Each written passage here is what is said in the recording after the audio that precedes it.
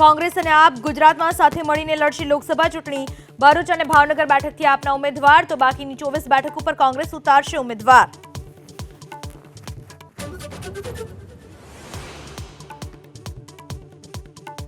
આપ અને કોંગ્રેસે હાર માની હોવાના સી.આર. પાટીલના પ્રચંડ પ્રહાર. કહ્યું ગમે તેવા ગઠબંધન થાય, ગુજરાતમાં લોકસભાની તમામ 26 બેઠક જીતશે ભાજપ. આંધળો અને બહેરાનો જે વિશ્વાસઘાત થયો હતો એવો જ સ્થિતિ અહીંયા પણ થવાની છે.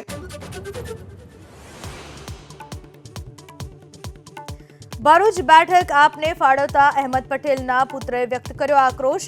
અહેમદ પટેલના કાર્યોને ભૂલાવી कांग्रेस हाईकमांड ने गैरमार्गे दौरवामा आवता होवानो फैजल पटेलनो आरोप. हाईकमांड को मिसलीड किया जा रहा है दिल्ली में और ये गठबंधन भी नहीं होना था. ये राहुल गांधी जी भी कल समझ गए थे. ગીર સોમનાથમાં ઝડપાલો ડ્રગ્સનો જથ્થો રાજકોટમાં ઘુસાડવાનો હોવાનો ખુલાસો. ઈરાનથી મુર્તુઝા નામના શખ્સે ડ્રગ્સ ઓમાન મોકલ્યો અને ત્યાંથી રાજકોટ મોકલવાનો હોવાનો ખુલાસો.